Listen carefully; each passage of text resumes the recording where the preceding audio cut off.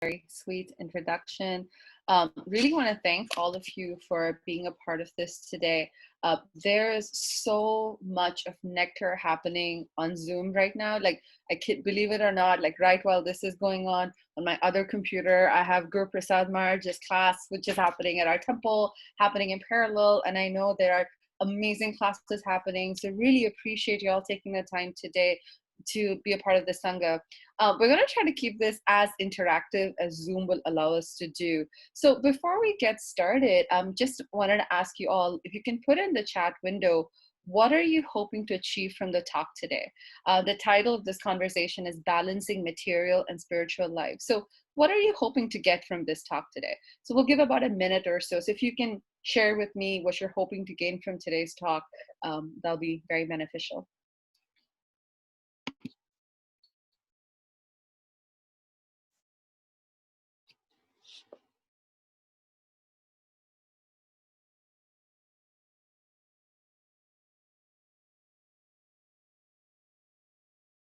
Okay, Shweta saying how to manage time effectively. Good.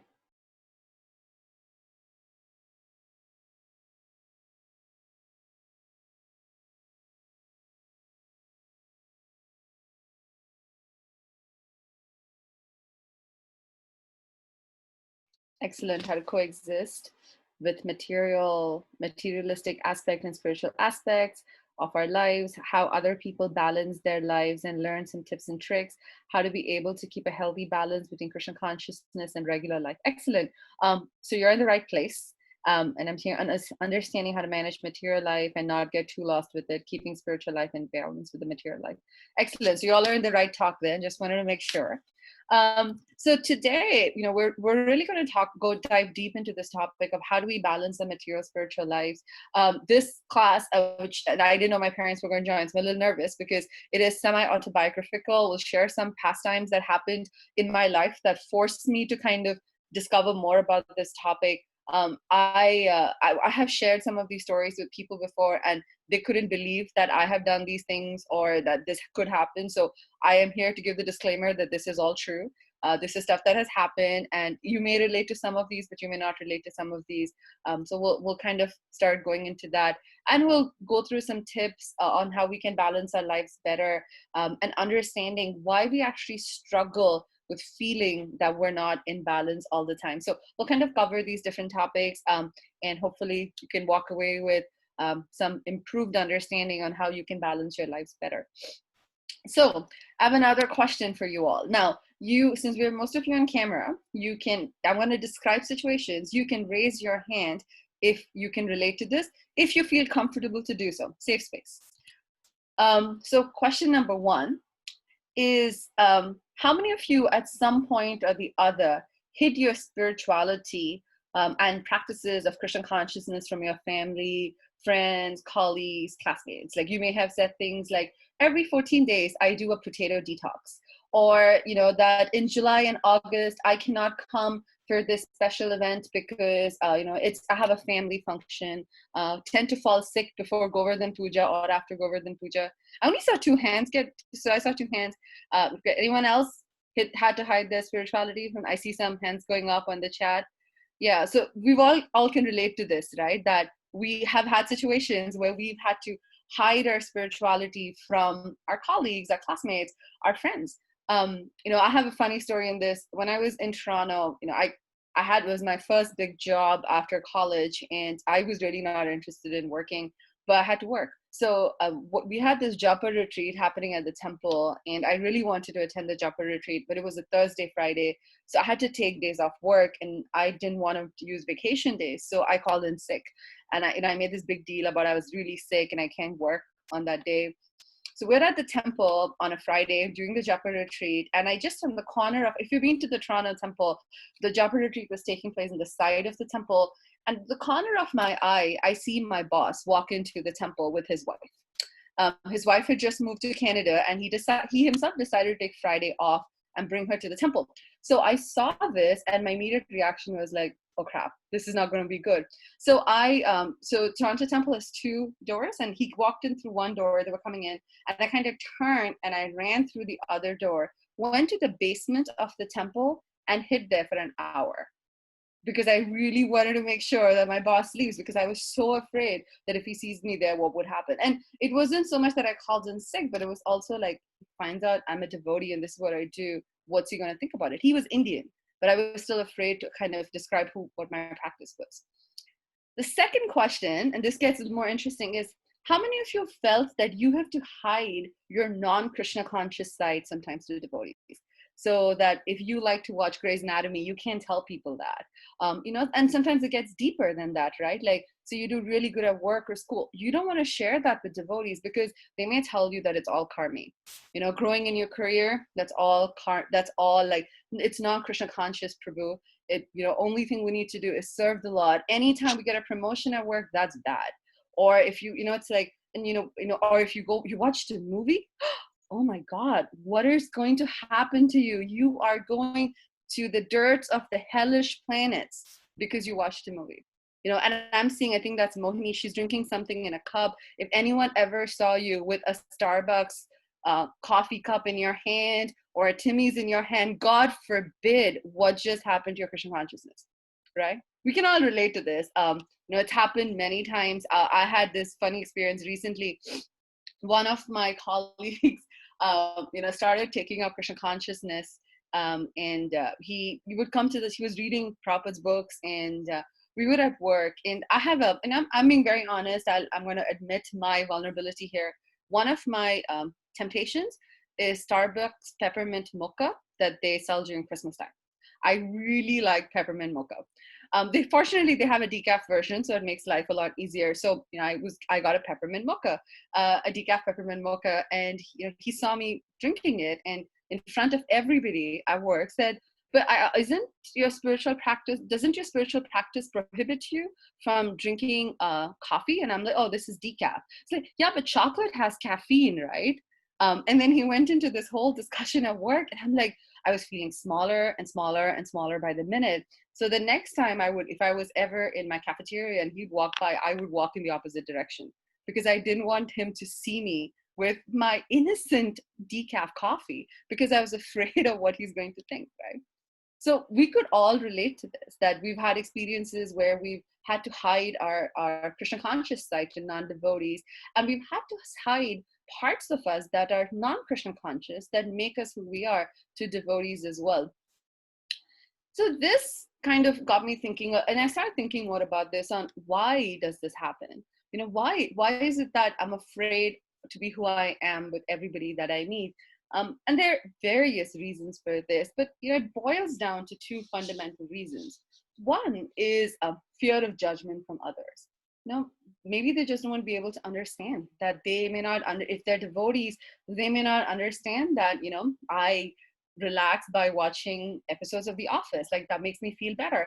And if they're non-devotees, they won't understand that, I enjoy being in a small, well, now not anymore because of COVID, but, I like being in a small room when the people are like sweating because they're dancing in kirtan and it's loud. And, it's like when you actually think about how crowded our temple rooms get at big festivals, how intense it is. And you try to describe that to somebody, it's like being in Woodstock every Janmashtami. It's stuck crazy and crowded, but there's so much joy in that. And we love that. We love that feeling, but people may not get that. So there's a fear of what others would think. But the more tougher pill to swallow is there is an internal fear within our own heart. And there is a lack of faith. Two parts in the faith become there, right? One is maybe we are not fully convinced in this process. That's why we're afraid to share this with others. Because if you're fully convinced about something, you wouldn't be afraid to share your views or opinions with others. Even if they would judge you for that, you wouldn't say that, right? So for example, I'm fully convinced that I'm a female. I would not be afraid to go tell somebody I'm female. I'm not afraid to go tell somebody about what makes me uniquely female because I'm convinced about it. But if there's something that I'm not fully convinced about, I tend to be afraid to share that. And that's a tough pill to swallow because we're all devotees here. We're all here trying to grow in this Krishna consciousness. And when we are afraid to share that side with others, it begs to question, are we convinced by our own faith? And then on the other side of it, when it comes to sharing our non-Krishna conscious side with others, there is this level of guilt that I'm doing something wrong. That why is it that Krishna consciousness is so easy for other people, but for me it's so tough? Because everybody else around me seems to be the perfect devotee. Everybody else is able to control all these temptations, but I'm not. I'm still struggling. Why? And then that we go into this trap where we start to internally question that how do we break away from this? How do I become this perfect devotee, who's chanting Shuddhanam all the time, who's convinced in this process? And it's a very vicious trap, and that is fundamentally why we hide who we are from others. This topic is very, very dear to my heart, and it's been for a long time. So I do a lot of interfaith work here in my office, where I'm very, very fortunate that Dell as a company loves us, to express who we are authentically. So I do a lot of interfaith work, and while working with people from other faith traditions, particularly Christian, Jewish, Muslim, I noticed that they're not that afraid to express who they are. So when we go out for team dinners, none of my Muslim colleagues would ever hesitate to say, "Well, I can't eat that because that has pork," or "I can't eat that because that's halal, because that's not halal."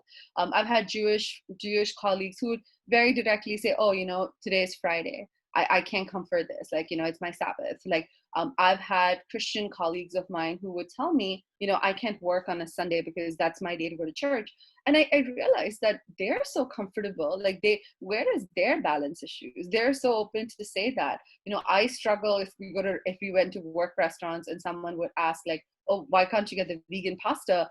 I mean, in my head, I'm like, I don't know how to go into the whole no onion, no garlic, no mushroom explanation. And then even if I can bypass that, then getting into, well, it's not prasadam, so I really can't eat it. So it's like all of that becomes very hard. But I noticed that other people weren't struggling with that. So I was curious, why is it that they weren't struggling with that, but I'm struggling with that? And then I started kind of going into the spiral of trying to understand that, well, if I am not, Christian consciousness is a big part of who I am. I work only for 8 hours a day, but the rest of the day, directly or indirectly, is absorbed in doing things Christian conscious. So if it's such a big part of my day and also a part of my life, why am I afraid to share this with others? Is it that I don't believe in it, or is it just that I'm not understanding something? Like, something is wrong here.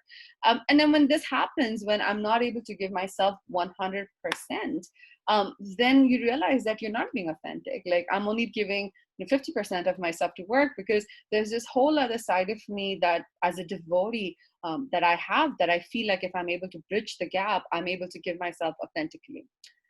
And then I started thinking the converse as well, that I'm also afraid to tell devotees about everything in my personal life. I get nervous to tell devotees when I do something good in my career. Like, if I'm growing in my career, I get nervous to tell them that, because I'm afraid that if I tell them that, as I said in the beginning, they will judge me, and that they will be like, "Oh, why are you so worried about your career? Don't you know that's all Maya? Our only goal is to serve the Lord. Why do you care about this?" So I realized that I was afraid to be myself with devotees as well. So I was being a half version of myself wherever I went. So I wasn't fully material, like I wasn't fully like being a karmi, for the lack of a better word. Neither was I fully being a devotee. So this double life made the balancing act very difficult, because where do I go? How do I figure out that, like, spreading myself 50-50 in each was not a viable solution, because it was causing so much of anxiety, because I was just being halfway in everything that I did. Um, and as I was dealing with this internal struggle, I started looking around me, because I wanted to know, was it just me that was going through this? Was it just me that was dealing with like this conflict, or are other devotees experiencing this as well? And I personally did not find a lot of classes that spoke about this, or so I had to look to see how are devotees leading their lives like this. And then I saw something very inspiring. There were devotee friends of mine who are in different strong career paths. There's doctors, pharmacists, motivational speakers, they're tycoons in their corporations, they're managers, they're bosses, they're teachers, nurses, healthcare professionals, engineers, and leaders in their community. And it just blew my mind away that there were these whole slew of devotees who were doing an absolutely kick-ass job at whatever they were doing, and they were still Krishna conscious. So I started asking some of them, like, how do you do it? Because it feels like you have it all. What are you doing right? So in full disclosure, I asked some people, and some people I creepily stalked to see what were they doing. And it's like, and it's interesting because that's the question Arjuna asked Krishna, right? So when Arjuna asked Krishna that question, like, what are the qualities of a devotee? Like, how does he walk? How does he talk? How does he speak? So Arjuna was asking that question. And I felt the same thing this journey. I wanted to know how people who have balance in their life, how they behave. So this began a journey of many years on understanding how these devotees are leading their lives. And today, I wanted to share with you all on something that I've learned. Some of these are things that I've implied in my life and definitely saw value, and encourage you all, if that's something that it's important to you, to please try to apply that in your daily lives, because it will make a difference. It may definitely made a difference in my life and started help me understanding more about this. Before we get into that, I think it's important to understand why this imbalance happens, right? Like why this imbalance occurs, and how is it that only certain times we feel imbalance in life. Like go back to when you were a kid. For some of us, it may not have been that long ago. For some of us, many, many years ago. Like when you were a really young kid, like 3 or 4 years old. Did you ever, or when you started kindergarten, 5, did you ever come to your parents and say, Mom, Dad, I'm having balance issues. I don't know how to be this devotee. I don't know how I can go to Sunday school and also go to regular school. Like I don't get it. Anyone? I'm just saying, if you felt balance issues when you were 5 years old, please raise your hand. I'm not seeing anyone raise their hand. So I'm assuming nobody had balance issues when they were 5, right? When you're young, there is no balance because we have only one identity. Our identity is very much associated with just being a child. Our identity is very much associated with our parents. Of course, we have our relationship with Krishna, but our principal identity as a young child is who we are with our parents, right? Now, when you start getting siblings, then your identity starts changing. You start having relationship with your siblings. You start realizing, oh, this is a new identity that I'm having. And as we grow older, our identities increase. We have an identity, even of being a student. When you're in kindergarten, you are a student, but there's no real responsibilities, right? But as you grow older, and I hope there's no responsibilities as a kindergarten, because that would be very depressing if there are. But as you grow older, your responsibilities increase. You become your dharma of a student. Sorry, your identity of being a student becomes more. Then you go to college. You have the whole being a collegiate student. Then you get into relationships. You have a whole other identity. And as we grow, our identities grow as well. And every time this identity gets created, it becomes its own box, like its own bubble to some degree, right? That's an identity that you have. And this is not something that is unique to each of us. This happens to all of us. And this is actually dharma. So that this is what dharma means. Like dharma, when we hear about it, we just hear about prescribed duty, but all of these that are prescribed duties, they are normal. And to have all of this dharmas is absolutely normal. So when does the issue of imbalance occur? It occurs in two situations. One is when we tend to focus too much on one dharma and ignore the other dharmas, right? So it's like a seesaw. If you tend to sit on one side of the seesaw, which is you focusing too much on one side of the dharma, what happens, right? It tilts. The balance shifts. So when we focus on one dharma, one aspect of our identity, one dharma, we feel that imbalance. And can anyone relate to that? If you relate to that, please raise your hands. That when you focus on one aspect of your identity, you tend to feel that imbalance, right? Yeah, good. I can see a lot of hands going up, so we can relate to that. The other time we feel imbalance is when these dharmas conflict with each other. So think of a situation. Your dharma of a student is to study and get good grades. But then you have a dharma of being a good friend, and your friend is really depressed because of I don't know, some reason. She's really depressed. And your dharma of a friend is to go sit with her.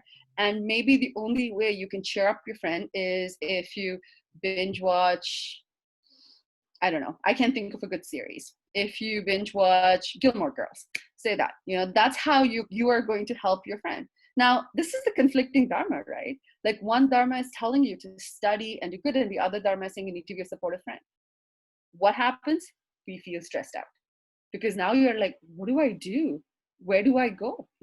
And we feel that even when we try to balance our material and spiritual life, right? So, dharma of being an employee when you work, and for those of you on this call who work, like one side of dharma is like you need to be a good employee because that's what your dharma is, you're working. And on the other side, it's like I have to change my rounds, I need to wake up in the morning and do my japa. I struggle with that a lot. Like, I work, my team is based in India, so I start my work day at 6:30 in the morning. Like that's my first call of the day, which means if I have to chant in the morning, I need to be up by 3:30, 4 in the morning to chant. But I also do night calls. So it's actually like, and it's something that I struggle with on a daily basis. Like, how do I manage like my work and my spirituality? They conflict. And whenever they conflict, there is an imbalance, right? You'll see that even again, given going back to the seesaw analogy, we talked about how when we sit on one side of the seesaw, focus on one dharma, it's imbalance. Imagine if you had two people fighting on a seesaw at the same time. Do you think the seesaw would, first of all, it's going to be very tough to do that. But if you did that, the seesaw would never stay balanced. It would be like all the time because we're conflicting with these dharmas. Those are the two reasons when imbalance happens actually. Because when the dharmas are all aligned, and if you're equally distributing your time and energy between all the dharmas, then there's balance, right? Then there's that straightness that's there, and that helps you feel grounded. Like when we talk about being grounded in Krishna consciousness or grounded in our faith, it's because our dharmas align. When we look, even from a yoga perspective, when you see somebody who's doing a very balanced yoga position or doing a very balanced a balanced yoga form, it's because they've aligned everything in their body. So dharmas, duties are like that. If you're able to align all those dharmas, we feel balanced, but in reality, it doesn't happen. So this is something that we struggle with on a daily basis. Actually, every moment we're in this conflict. Should I do this? Should I do this? Should I do this? Or should I do this? The interesting thing is this is not unique to us. Very often, there's this feeling like, that, oh, it's my problem. It's like my generational issue, right? I'm a millennial. This is a millennial problem. Oh, I'm a Gen Z. This is a Gen Z problem. I am a boomer. This is a boomer problem. You don't know what issues we've had. So we think it's a generational thing, but actually these balance issues have been there forever. And the greatest example of somebody who struggled with understanding right balance was Arjuna. When Arjuna starts speaking the Gita to Krishna, that is what Arjuna is struggling with. Arjuna is confused because he has multiple dharmas. One dharma is his kula dharma. It's his dharma towards his family, right? And even within the kula dharma, there were two aspects of it. One was for his own family, his immediate family that needed protection, that were violated by the Kauravas. So he had to protect them. But the second part of his kula dharma was his family on the other side. How do you fight your family? And then Arjuna had a Kshatriya dharma that told him that if he doesn't fight, then he's the one who's going to get dishonor. And the fact that by not fighting, he's not following dharma for Kshatriya.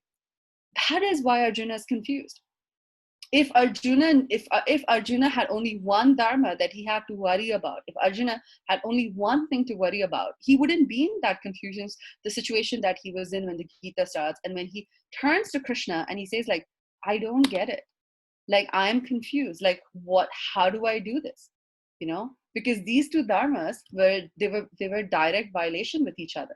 One dharma is telling do not fight, and the other dharma is telling fight. That's the conflict that Arjuna was having. So when he turns to Krishna starts by explaining very simply that you are having this conflict of dharma, but the only dharma that you need to really be focused on is the dharma of being a devotee. Fight as serve the Lord, follow the Sanatan dharma. It's a singular dharma that supersedes all the dharma. Serving the Lord is enough. Now, let's think about Arjuna and Krishna, right? Krishna is the supreme personality of Godhead, and he's also Arjuna's friend. And Arjuna knew that Krishna was someone that he could surrender to, that Krishna was an authority. Do you think that if Krishna had said that, Arjuna would not have said, you know what, you're right, that this is my important dharma and I should go fight, right? The Bhagavad Gita wouldn't exist. If Krishna had said that, Arjuna would have said, you're right, I'm just going to do this and I'll go fight. But the fact is, Gita continues. Gita doesn't end with the second chapter or midway through second chapter. The Bhagavad Gita continues for 16 more chapters, where Krishna is continuing to explain to Arjuna, how do you do your duty right? How do you find the right balance of understanding how you can do your duty and still be surrendered unto me? And this is very important, that when we're able to actually do our duties by keeping Krishna in the center, this helps us by giving 100% of ourselves to everybody all the time, because we're more authentic. We're remembering that Krishna is the center of our world, and that being Krishna is the center of the world, we're more authentic. We're able to understand more on why these different dharmas exist and how we can mold them to focus more on Krishna. So going back to the seesaw analogy, his Grace Gunagraj Maharaj used to show this very nice presentation where he would show these like stones that were balanced on top of each other. And he would say the key to have the stones balanced is understanding what the base is like. Like the foundation is what's holding all of these up together. So that foundation for us has to be Krishna consciousness. Absolutely has to be Krishna consciousness, because as we grow, as a number of identities grow, if they don't have something that is bridging them together, then we tend to actually be very individualistic.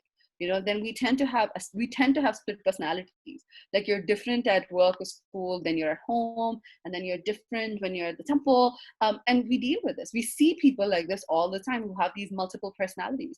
But if we keep our foundation as Krishna, that balances the seesaw. So in order to, if you ever want to have a seesaw stay balanced, either you have equal weights on both sides so it stays balanced, or you put something in the center of balance. When you put something in the center of balance that is an equal weight, it will stay straight.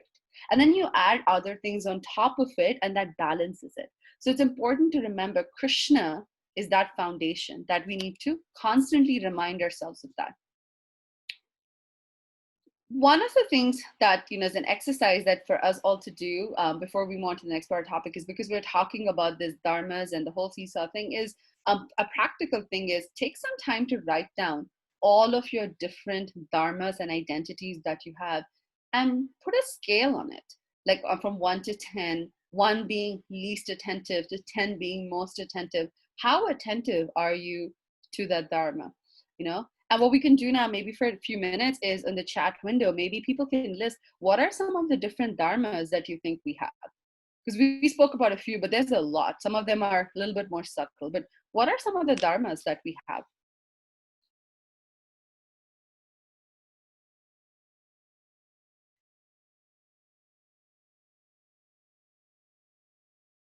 Okay, to be a devotee, good. Bhakti, daughter, educational, wife, professional, sister, friend, family, employee, good citizen, very good one. That's a dharma that sometimes we don't think about, that we're citizens of the world. So there's a dharma that's completely associated with that. Really good one, Pooja. Any other dharmas that we can think of?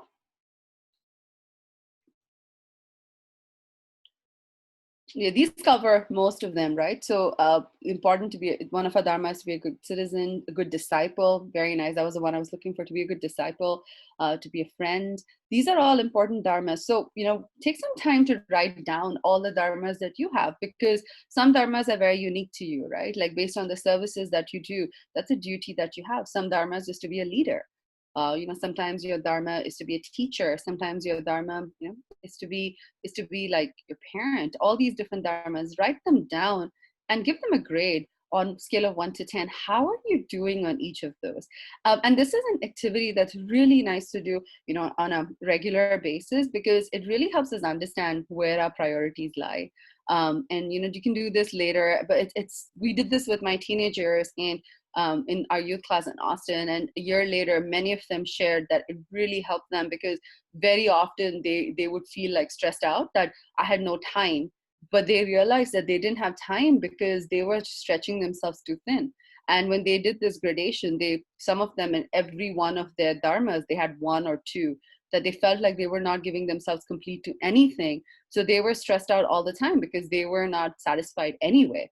So then we said, okay, how do we adjust it, right? How do we balance the scale a little bit better? And then they did that, and they came back saying that they were actually feeling a lot better, and that they were able to be happier. So this helps us understand where our blind spots are.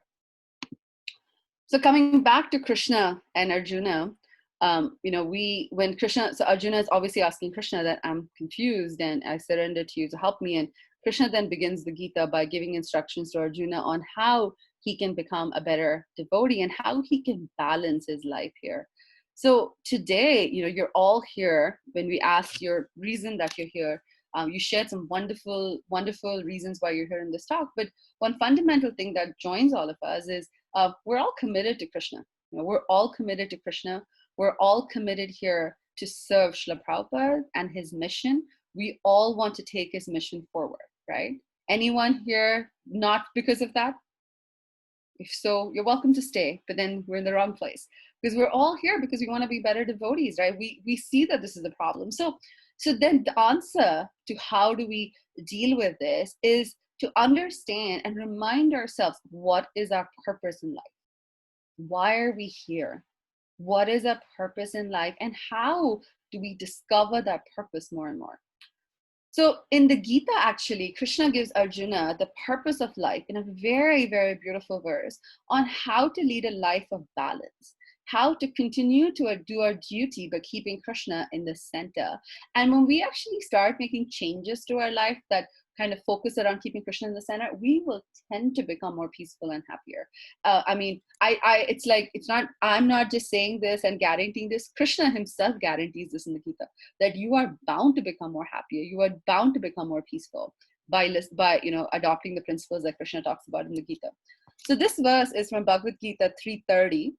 So I'm just going to read the Sanskrit, the translation, and the first two lines of the purport because they're really nice, and then we'll go more into this. Madhika, how am I doing on time? So it's 11:40 now. We usually leave about 15 to 30 minutes, I would say, for discussion. So would it be okay with everyone if we kind of extend it till about 12:15? Is that good? Okay. So do you want to maybe speak for another 10-15 minutes if that works? Okay. Cool. Does it work? Yeah. Okay. Yeah, it does. Hopefully I can get through everything in 10-15 minutes, but we'll do as much as we can. Okay, thank you. No problem. So this verse is Mai Sarvani Karmani Sanyasyathyatma Chetasa Nirashir Nirmamo Bhutva Yuddhasva Vigata Jvaraha. Therefore, O Arjuna, surrendering all your work to me, with full knowledge of me, without desires for profit, with no claims to proprietorship, and free from lethargy, fight. This verse clearly indicates the purpose of the Bhagavad Gita. The Lord instructs that one has to become fully Krishna conscious to discharge duties as if in military discipline. Such an injunction may make things a little difficult. Nevertheless, duties must be carried out with dependence on Krishna, because that is the constitutional position of the living entity. This is a really nice purport. I highly encourage you all to read it, because in the first line of the purport, Prabhupada is very clear. This is the purpose of the Gita. The purpose of the Gita is for us to do our duties, but keeping Krishna at the center. It's like the foundation of our principle, and that is what helps us achieve balance. I was always intrigued by that line that Prabhupada says, purpose of the Gita, because in other verses, Prabhupada says the essence of the Gita, the most important verse of the Gita. But with purpose, Prabhupada is clearly telling here that we need to do our duties, right? And the answer on how we do our duties and stay Krishna conscious is in the translation.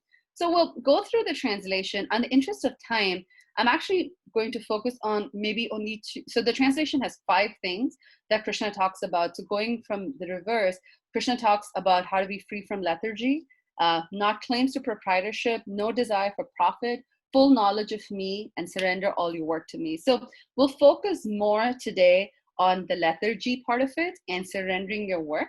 And then I'll kind of quickly run through the other 3 just in the interest of time. So what does free from lethargy actually mean, right? Lethargy can indicate 2 things. One, the dictionary definition of lethargy is when we lack energy or enthusiasm. The question here to be asked is, why do we lack energy or enthusiasm? And it happens because of two fundamental reasons. One is it's a direct result of lack of faith. We are not convinced about the process. And this is, again, as I said, a bitter pill to swallow, but we're not convinced about the process. We don't have faith in what Krishna and Acharyas are telling us. And because of that, we lack the enthusiasm to want to do things in Krishna consciousness, because we're not fully convinced. Like, why would you be enthusiastic about something that you aren't convinced by? And then that happens to us. When we're not convinced by something, we're not enthusiastic to do this. So I'll give a very, very practical thing. And because my parents are here, I have to pick on them a little bit here. When I was 17, I had come to college when I was 17. And before I came to college, my mother, I never cooked at all. So my mother decided that it's important for me to learn. And very enthusiastically, she wanted to teach me how to cook. And I was a terrible cook back then. And then I had burnt jeera. We were trying to make pulao and I had burnt jeera. And my mother's first statement to me was like, how will you get married if you can't cook? And it bothered me so much, because to me, it's like, that cannot be an excuse to not learn how to cook is marriage. Like, that's like absolutely dumb. I was so not enthusiastic or motivated to ever cook in my life because I had no faith in that. Like, that to me was a really bad reason, right? And it happens so many times in Krishna, and those are more humorous example, but it happens in our Krishna consciousness. We hear something and we're not convinced by it. We don't feel the desire to then spread it, right? You have to be convinced in this process to want to share it with others and even practice yourself. So it causes this lethargy because we don't have faith. The other reason why we lack energy sometimes and enthusiasm is fear. When we're afraid to do something, we lack energy and enthusiasm. We are afraid to take a step. We're afraid to do something that's stepping outside our comfort zone. We're afraid of other people judging us. I tell that most people here are of Indian ethnicity. So, always my favorite line is, we all suffer from the LKK syndrome. Log kya kahenge? What will people say? It's a disease that unites all of us. Whatever ethnicity you're from, whatever part of the world you're from, whatever gender you belong to, whatever race, caste, creed, orientation, we all suffer from LKK syndrome. Log kya kahenge? What will people say? It's such a big issue, right? And that causes so much of fear that we don't feel enthusiastic to do something, because you're like, well, if I do something, what will the whole world think about me? So I'd rather just not do it. So we talked about lethargy that's caused as a result of lack of energy and enthusiasm. The other meaning of lethargy is actually a very deeper meaning. Is lethargy also means complacency. We are happy with the status quo. We're happy with the way things are. I'm okay to lead this dual life. It's a very subtle thing, but sometimes you get to the point, I'm okay with it. I'm okay with constantly struggling to balance this, because by me confronting the situation, I have to step outside my comfort zone, because I have to do something that I am not comfortable with, and I'm happy this way. And that lethargy is dangerous. As practicing devotees, it is dangerous to be complacent in Krishna consciousness. It is detrimental to a Krishna conscious life. When Rupa Goswami talks about a nectar of instructions on things that are favorable to one, qualities of devotees, he says utsahan. That's the first thing he describes. Enthusiasm. Enthusiasm is a direct result of not being complacent. Enthusiasm is a direct result of wanting to do something, stepping outside of the comfort zone. You get enthusiastic not when you do the same thing. Does anyone get enthusiastic to breathe every day?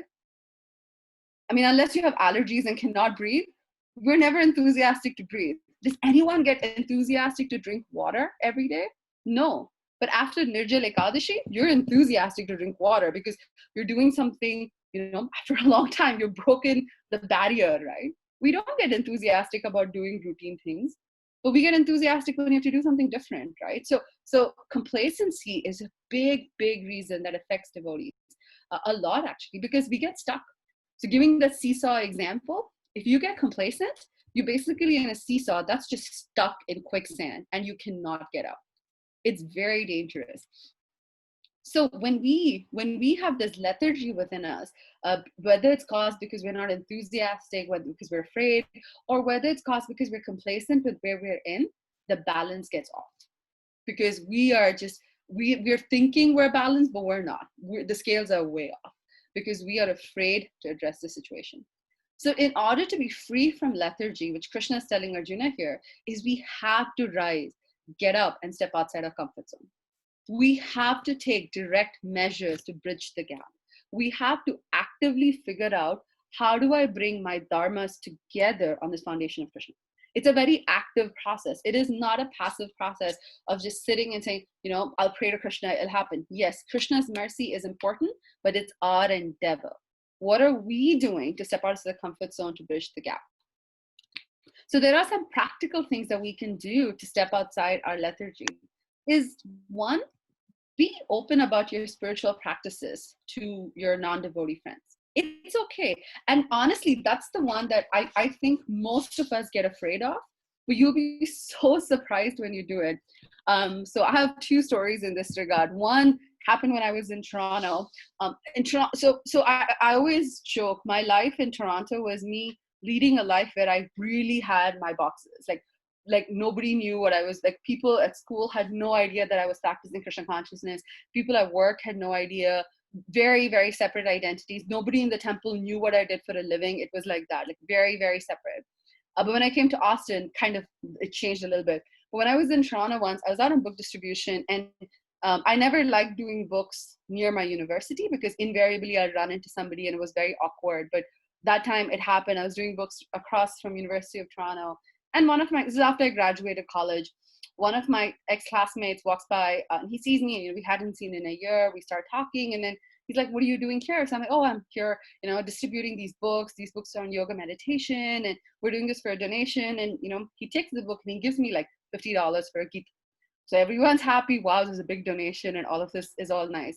And then when I go back home, I get this message on Facebook from another friend going like, did you lose your job?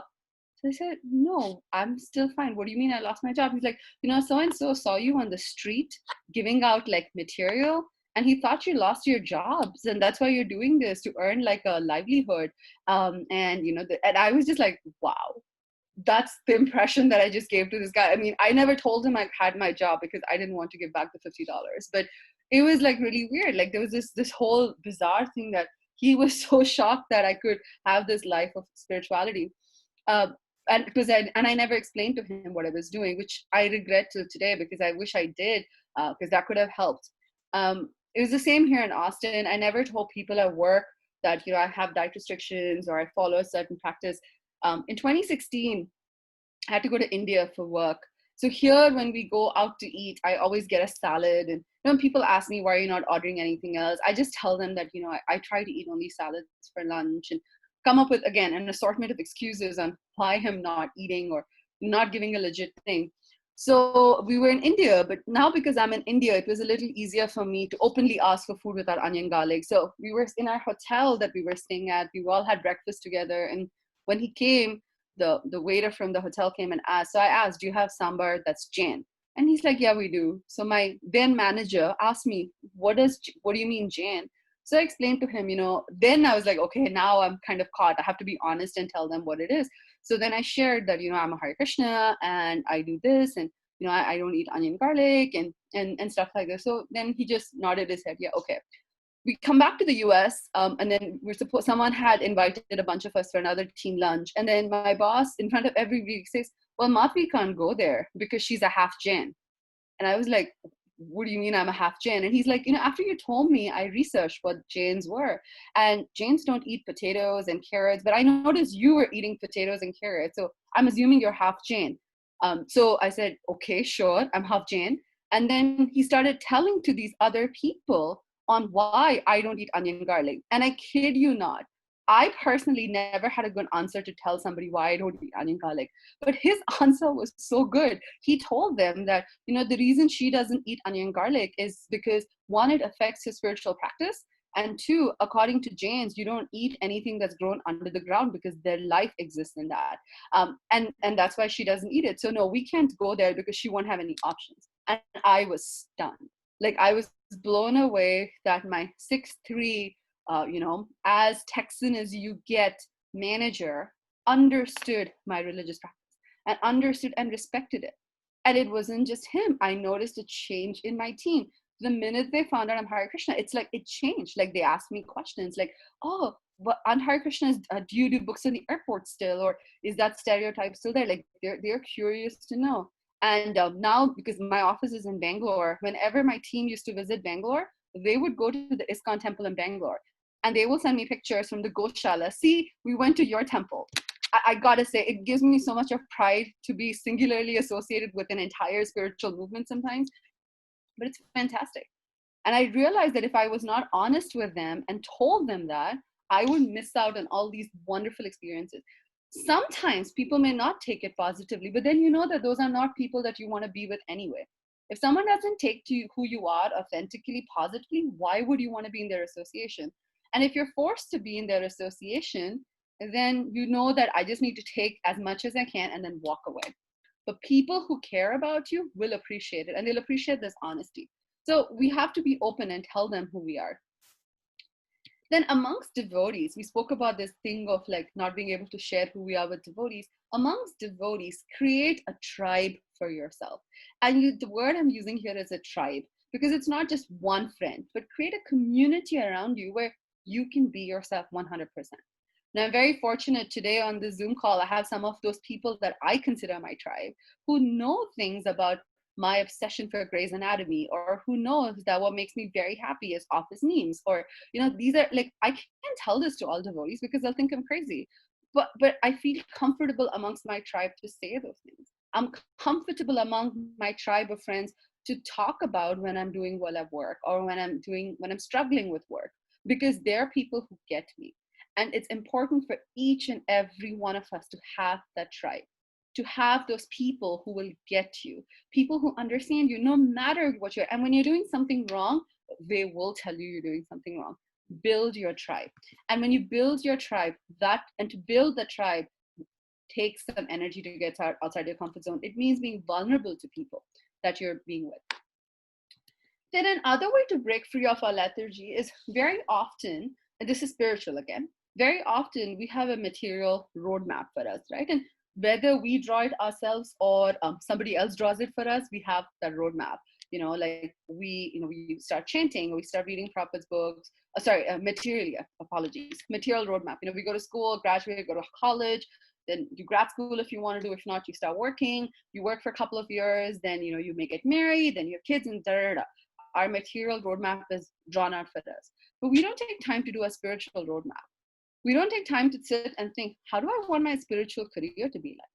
Like, do I want to do a Bhakti Shastri? When do I want to do my Bhakti Shastri by?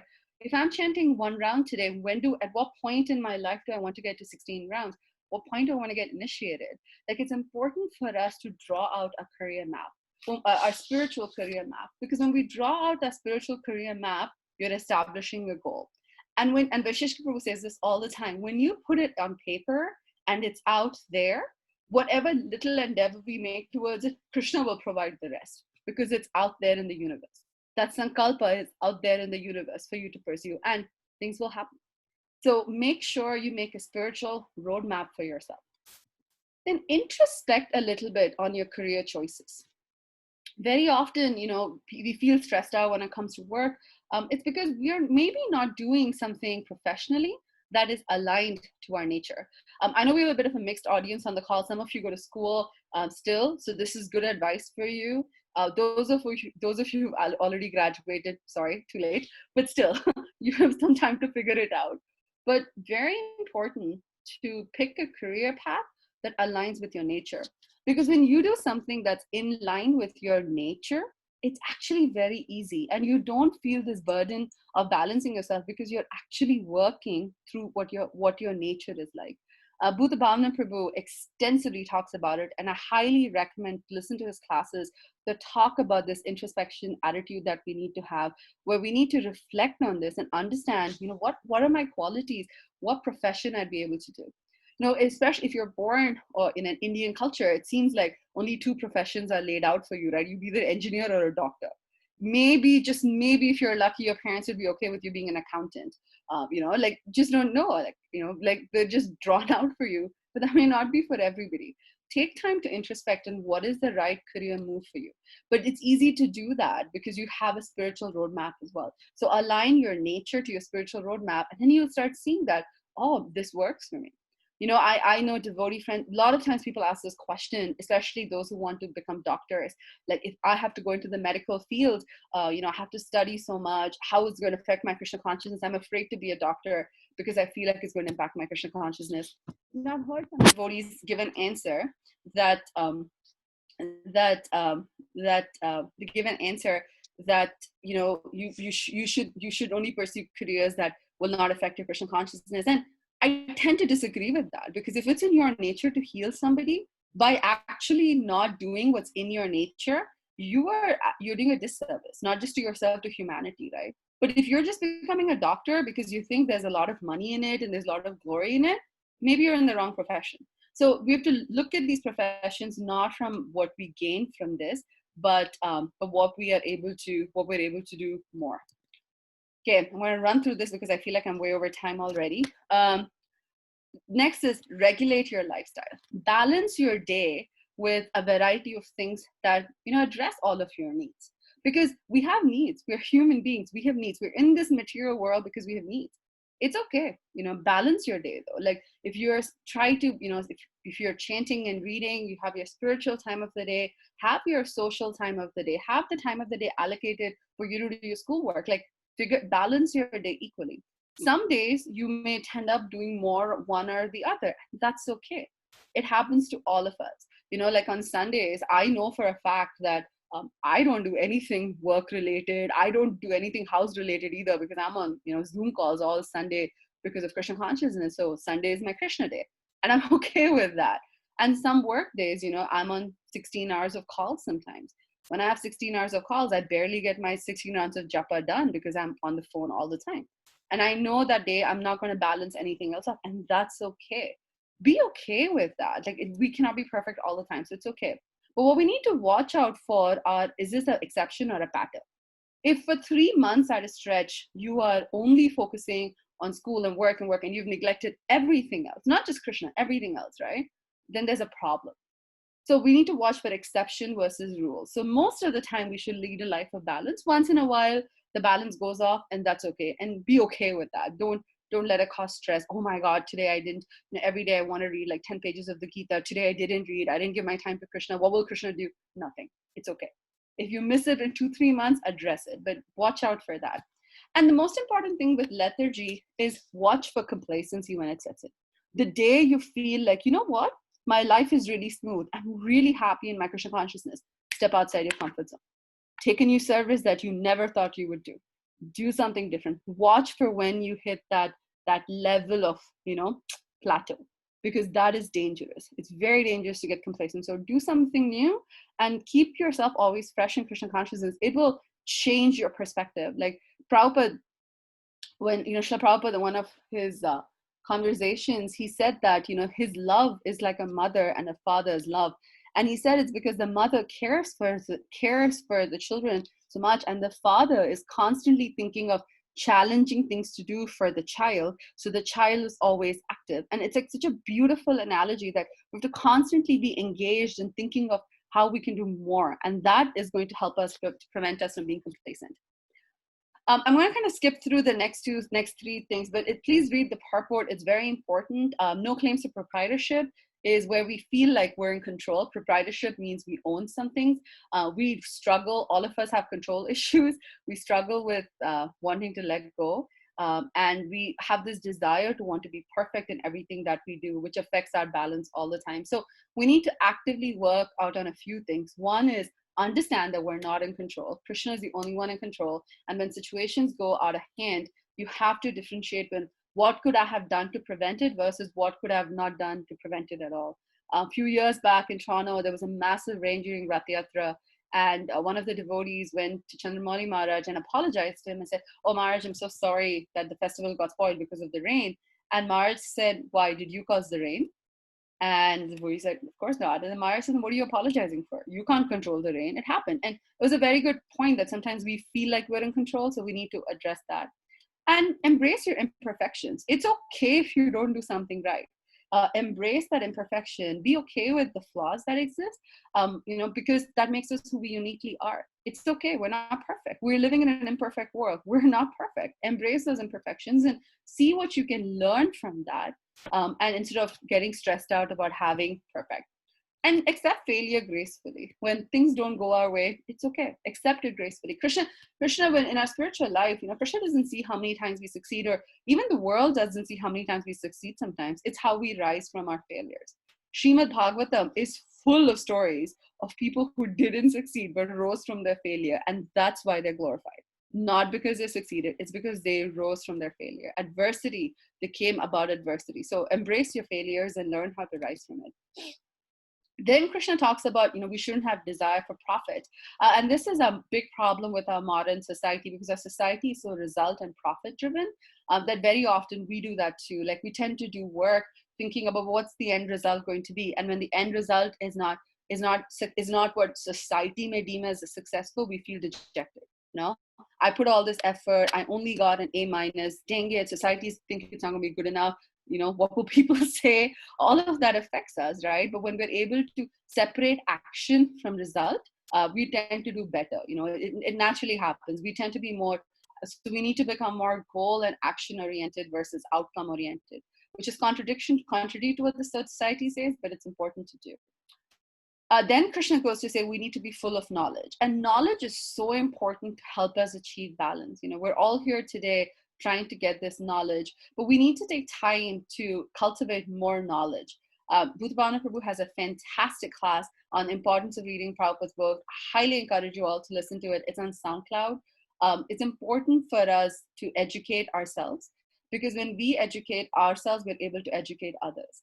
And the only way we're able to educate others is not necessarily by giving them a book and praying for them that they'll become a devotee. It's by the example we set in our life. Like, what are the qualities we're able to imbibe from these books? That helps us. So knowledge is not just reading. Knowledge is not just sitting and reading. Knowledge is, how am I applying this in my life? But in order to get to the stage of how am I applying this in my life, the step one is to read. So the practical tip is read, read, and read. Take some time every day to read Srila Prabhupada's books. Honestly, very often we think Prabhupada's books are very dry, or that this philosophy it's too over the top. But you're seeing today, we spent the last 1 hour discussing one verse from Bhagavad Gita based on Prabhupada's 2 lines. We discussed 2 lines of Prabhupada's purport and 1 verse in the Bhagavad Gita. Look how much depth is there. So just read, and trust me, your life will change.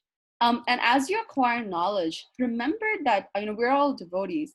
We need to start searching for a spiritual master. We shouldn't be waiting for when we're going to get initiated to find a guru.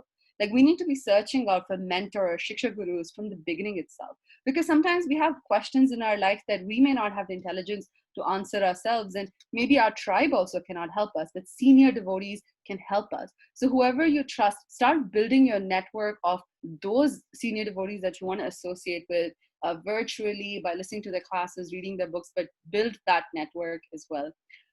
Whatever you read, share with your friends, share with your non-devotee friends, share, because when it's said scientifically that when someone shares something that they learned, they're going to remember it better. So for your sake, share. It'll help you a lot. And then and then the last thing is, for us, coming back to the guru point, I wanted to say, like, very often we wait to find a spiritual master, but actually, we can't be like Arjuna. Like, Arjuna waited until the moment of crisis to turn to Krishna and say, help me, Krishna, right? But we're living in a moment of crisis every single day. If you don't feel like we're living in crisis every single day, please go to CNN or Fox News or whatever Canadian version is of that, to know that we're living in crisis every single day. So don't waste time to find a spiritual master, because we're in crisis all the time. So we need to find someone to surrender to all the time. And that brings us to the last point that actually Krishna starts the verse off with, which is surrender with faith. Krishna holds no punches when he says that, only with faith and surrender that we can get to him. And that's the first purpose. But it's an interesting situation, because without faith and surrender, we can't do all the 4 things that I mentioned. But unless you do the 4 things that we spoke about, it's difficult to cultivate faith and surrender. So they all go hand in hand together. Surrendering to Krishna means relinquishing our control, being in full knowledge of him, being constantly enthusiastic to serve him, and focus on the service, not on the results, is very important. Surrender is very hard to do, but it's a very rewarding thing. Surrendering to Krishna is actually finally accepting, Krishna, you are the center of my balance. The reason I'm feeling out of balance in my life is because I have forgotten to establish my relationship with you. I have forgotten the loving bond that you and I have. I have forgotten that you are the reason why I have balance.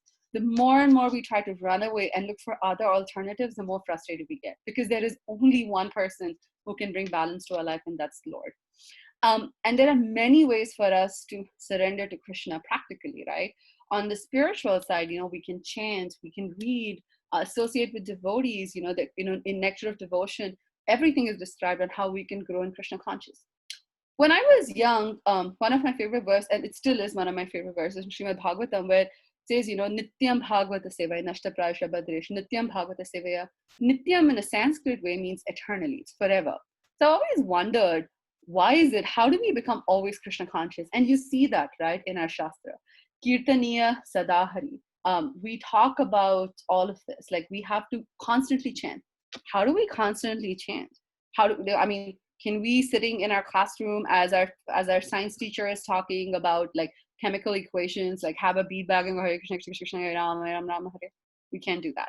We obviously cannot always be thinking about, can't always be chanting when you have to give a presentation for work. Like we can't be always doing that. So I've always wondered that how do we serve Krishna all the time? And then I realized something, that the way for us to be Krishna conscious all the time is to be conscious all the time. Prabhupada said that we first have to become conscious before we become Krishna conscious. And to be conscious all the time is actually much easier to do. And some practical things that we can do to be conscious all the time is show humility. Be there for people, be there for your friends, your devotees, anybody who's looking for support in their life. Express gratitude freely, appreciate others. Don't judge other people, particularly devotees. Like as I started off saying that we get afraid that devotees may judge us, but that's a reflection that we are going to be judging somebody else as well. So we shouldn't be judging people. We need to share our good fortune with others. And then we need to pray for others. When time is difficult, we need to pray for them. And this helps us cultivate a mood of service all the time. When we do these activities, which are all essential part of Krishna consciousness, when we do all of this all the time, we're constantly Krishna conscious. And when we try to do these practices, they actually it helps improve our Krishna consciousness as well.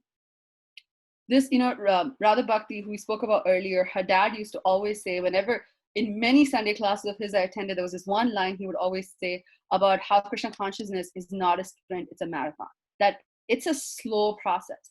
And when anyone who's run a marathon ever, and to be honest, for sprints also this is applicable, but there's a lot of practice that goes into this. It's not that after you listen to my 1 hour talk, you're going to go home and say, yay, I'm enthusiastic. Let's go do this, Prabhu. My life is in balance. Nope. That's not going to happen. Let's cut to the chase. Let's be honest. It's not going to happen. But what will happen is that helps us build this culture of practice. The more we practice, the more we're able to bring balance into our life. The more we constantly remind ourselves that Krishna is the center, and all activities I'm trying to do is to figure out how can I link myself more with Krishna. We'll find that balance in life. So, we're going to fail in this process. I failed multiple times on this, but we just keep trying. We keep trying. We have to have faith that Krishna has our back. Even when we fail, Krishna has our back. And when we keep doing the work, we will see miracles happen. Krishna guarantees that in the Gita. We will see miracles happen. So Jai, I apologize that took way longer than 10 minutes. So sorry about that. But thank you so much, Malvika, for giving me this opportunity. And thank you to all of you for being such wonderful participants. Thank you so much. There's a couple of questions that came in. So if you want to kind of take questions now. I know Satyabhama Mataji had a question. So Satyabhama Mataji, do you want to unmute and ask your question? I could. That was a very nice class. Thank you, Mahasundari. I just, many times when we talk about dharma and that we should balance different kinds of dharma so that we can achieve balance in life, people kind of like, especially young people, they get confused, like, because Krishna says, surrender all dharma, right? Sarva dharma parityaja. So how do you reconcile those two different concepts, like where Krishna is asking you to surrender dharma, and at the same time, in order to achieve balance, you're suggesting that we should balance dharma? I thought it was just an important point that can be discussed just to help everybody. Thank you. It's a wonderful question. Before I answer that question, it's very intimidating for me to speak in front of Satyabhama. She is she's one of my mentors. She's someone who is a big reason why I'm a devotee today. When I went through all the qualities that someone has to have to be Krishna conscious all the time, that's what I learned from her. I could literally spend hours and hours glorifying her. I don't do enough of it. No, please don't stick to the question. But I don't do enough of it. But I was going to say she's going to chastise me if I don't answer the question too. So I think that's an excellent question, and I think that when Krishna's talking about surrendering our dharmas, the way my understanding, hearing classes of acharyas, is the concept of dovetailing comes into place. The minute we start keeping Krishna at the center, that he's the reason what we're doing all of this for, and all of our activities are surrounding Krishna, they are any activity then we start to do becomes spiritual, and then that is all Krishna consciousness. So that is all part of surrendering to Krishna then. So those dharmas we're not abandoning, because we are actually dovetailing the dharma from becoming an identity dharma or becoming just a like a checkbox dharma to something beyond that, to something that will actually help us in our Krishna consciousness. Because on a practical level, if we were to just listen to what Krishna is saying, then that would mean, not just work and stuff, right? We are one of our dharma is to be a spouse or to be a parent. We don't abandon those relationships. We absolutely shouldn't. But what we do is, how do I make my marriage Krishna conscious? How do I make my family life Krishna conscious? So the same thing applies for work as well. Like, how do I do this? In the 12th chapter, Krishna beautifully lays out on how we can dovetail the fruits of our results, particularly from doing work, our dharma as students or employees, how we can dovetail that dharma towards him. So the more we dovetail our activities, the more we channel our activities to serving the Lord, then we continue to have these dharmas. We're abandoning any dharma that's preventing us from surrendering to Krishna. If a dharma is preventing us to surrender to Krishna, that is an absolute dharma that we need to abandon. I hope that answered the question. Yeah, thank you. It can get a little confusing to people, because no, it's absolutely it's like going into very deep and very technical aspects on this. There is a really nice class by Chaitanya Charan Prabhu, I think, on this topic. I had heard a long time back, where he addressed the same thing about how do we figure out which dharma trumps which dharma. I think the commonest mistake that we make is we equate dharma to work, but we never think of it as a responsibility. So Krishna is not asking us to reject responsibility, which is what you were talking about, which is really great. So we still need to perform all our responsibilities, but not be attached to the fruits that we are getting from performing that dharma. So that was nice. Exactly. Thank you. Thank you. And this is an anonymous question. It's kind of piggybacking off what you just said. Question is, how to make Krishna the center of professional life? It's a great question. There are a couple of ways practically to do it. One is, it's the easiest way to do it is to donate. Rupa Goswami has laid out very clear instructions on how Vaishnavas, especially if you're grihasthas, that you need to donate to help all the other ashrams, donate to the temple. That's the easiest way you can keep Krishna at the center of your professional life. Back to the whole example in Toronto, one of the things that I've always struggled with, and I struggle till today, is you have to do performance evaluation where you have to write about yourself, which is very hard for me to do because, it's just very hard to glorify yourself, but essentially you do that to get promotions or raise. So I was struggling with doing that once, and His Holiness Bhaktivedanta Bhagwat Maharaj was in Toronto, and I asked him this question, like, how do you glorify yourself? And then he asked me, well, what's going to be the result of that? And I said, I'll most likely get an increased bonus. And he said, well, if you get the bonus, you're going to give that to Krishna. But if somebody else gets that bonus, then that money is going somewhere else. So you should be a better employee, because if you get results of it, they're going to be directed towards Krishna, directly or indirectly. So that should be motivation for us to work better. The other thing is, again, when you start sharing yourself with your colleagues, sharing who you are at work with other people, you naturally keep Krishna at the center, because then you have to, right? Like if I have to tell somebody, why I cannot join a call at 6:30 in the morning because I have to meditate, I have to tell them why I'm meditating. So it almost becomes implied that you have to explain Krishna. And the last is, if you sincerely have a desire of like wanting to serve Krishna at work and not sure how to happen, Krishna makes arrangements.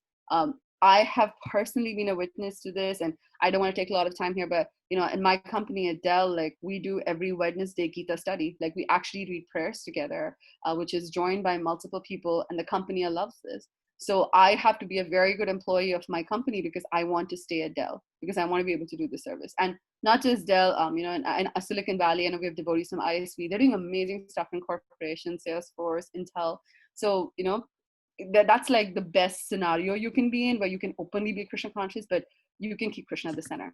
Whoever asked the question, I hope that answered your question. If not, look me up on Instagram, Madhavi Mangu. I'm happy to answer you on that as well. And the next question is, can you elaborate more on the steps for how to look inside and find a career path that goes with our personality? Excellent question. So this is where having your tribe helps. It helps. The people can also tell you, but internally, you have to pray. We have to get in tune with our Paramatma. We really have to pray deeply to understand more about who we are, understand what makes us happy, what doesn't. Very often, we don't take time to pause and reflect. And to be very honest, I also think it's the fault of how our material society is laid out. I never really wanted to be an engineer. I took engineering school because my parents said that I can't, unless I did engineering, I can't go to Canada. So I wanted to leave home. So that's it, I don't work as an engineer today. I do program management stuff, which is more in line with my personality. So sometimes you have to introspect, but it's okay to do other things. When you start realizing I'm not feeling happy in what I'm doing here, for whatever reason, reflect, maybe this is not the right profession for me. And take time to discover more about other professions. Ask people. Again, because we are afraid to ask people what they do for a living. We don't know what people do for a living. We don't even know, is that something I'd want to do or no? So don't be afraid to ask somebody, hey, what do you do? Like, do you like your job? Like, and then especially if that devotee is similar to your nature, if they're similar to your personality, then ask them that. And then you'll see what they do for a living, and it might help you as well. So I was as quick as I can give that answer, but definitely ask devotees. I'll be honest, that's something I never did. I never asked. Till today, I don't know what half my friends do for a living. I genuinely don't. It's not like intentional, but I genuinely don't. And I wish I did, because I feel like I would have made better career choices if I actually asked devotees early on what they do, so I could have done the right thing. Does anyone else have any questions? Those are just the questions that came in while we were speaking. Or if anyone wants to share anything. Okay, well, comments, questions, all are welcome.